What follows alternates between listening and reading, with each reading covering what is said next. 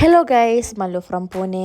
Now we are at Pune railway station. അപ്പോൾ നമ്മുടെ കാശിക്കോട്ടൻ്റെയും അച്ഛനും അമ്മമ്മയും ഇന്ന് നാട്ടിലേക്ക് പോകാമെന്ന് കേട്ടോ. അപ്പോൾ 10-25 ദിവസം അച്ഛനും അമ്മയും ഞങ്ങളുടെ കൂടെ പൂനെയിൽ ഉണ്ടായിരുന്നു. അപ്പോൾ ആദ്യമേ അവർ പറഞ്ഞിട്ടുണ്ടായിരുന്നു ഒരുപാട് നാളൊന്നും നാടും വീടൊന്നും വിട്ട് നിൽക്കാൻ പറ്റില്ല എന്ന്.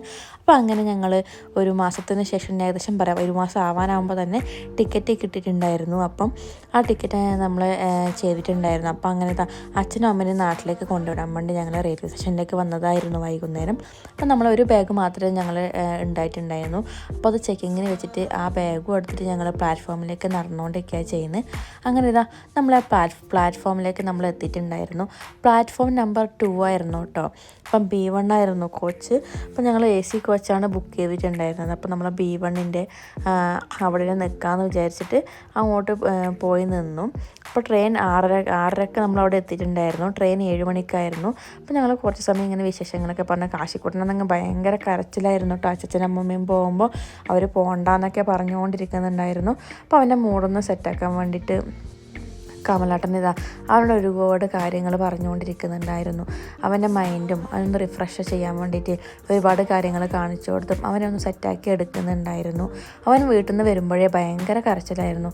അച്ഛനും അമ്മമ്മൻ്റെയും കൂടി കാശിക്കോട്ടിനും നാട്ടിലേക്ക് പോകുന്നു, അച്ഛനും അമ്മമ്മയും പോകണ്ടെന്നൊക്കെ പറഞ്ഞ് ഭയങ്കര പ്രശ്നമായിരുന്നു വീട്ടിൽ നിന്ന്. അപ്പോൾ ഞങ്ങൾ ട്രെയിൻ കാത്ത് നിൽക്കുക ചെയ്യുന്ന ഈ സമയത്ത് ഇപ്പോൾ കാശിക്കോട്ടിന് ഏകദേശം ഒന്ന് സെറ്റായി വന്നിട്ടുണ്ട്. എന്നാലും അച്ഛനും അമ്മയും നാട്ടിലേക്ക് ട്രെയിൻ കയറുമ്പോൾ അവൻ എന്തായാലും കരയും. അപ്പം കുറേ സമയം അങ്ങനെ കമലാട്ടൻ അവനെ ഹാൻഡിൽ ചെയ്യുന്നുണ്ടായിരുന്നു. അപ്പോൾ നമ്മളെ ട്രെയിൻ ഏകദേശം എത്തിയിട്ടുണ്ടായിരുന്നു കേട്ടോ. ഇത് പൂനെയിൽ നിന്ന് ഡയറക്റ്റ് പിന്നെ നാട്ടിലേക്ക് പോകുന്ന ട്രെയിനാണ്. അപ്പം ഇത് ആഴ്ചക്ക് 3 ദിവസം ഈ ട്രെയിൻ ഉണ്ടാവാറുണ്ട്. അപ്പം വൈകുന്നേരമാണ് അധികം ഉണ്ടാവാറ്. അപ്പം പൂനെ ടു എറണാകുളം വരെയാണ് ഈ ട്രെയിൻ ഉള്ളത്. ERS ആണ്. അപ്പോൾ ട്രെയിൻ വന്നിട്ട് നേരെ ട്രെയിനിൽ കയറാൻ വേണ്ടി അച്ഛനും അമ്മേനെയും കൂട്ടിയിട്ട് നേരെ അങ്ങോട്ട് പോയി അവരൊക്കെ കയറ്റി ഇരുത്തി സെറ്റാക്കി ഞങ്ങൾ നേരെ റെയിൽവേ സ്റ്റേഷൻ്റെ പുറത്തേക്ക് വന്നു. അപ്പോൾ നല്ല തിരക്കായതുകൊണ്ടാണ് അച്ഛനും അമ്മയും പോകുന്ന വീഡിയോ ഒന്നും എടുക്കാൻ പറ്റിയിട്ടുണ്ടായിരുന്നില്ല. അപ്പോൾ കാശിക്കുട്ടനെ നോക്കി അവൻ്റെ മുഖമൊക്കെ ആകെ ചേഞ്ചായി, നല്ല കരച്ചിലായിരുന്നു. അവരവരുടെ കൂടെ പോകണം എന്നൊക്കെ പറഞ്ഞ്.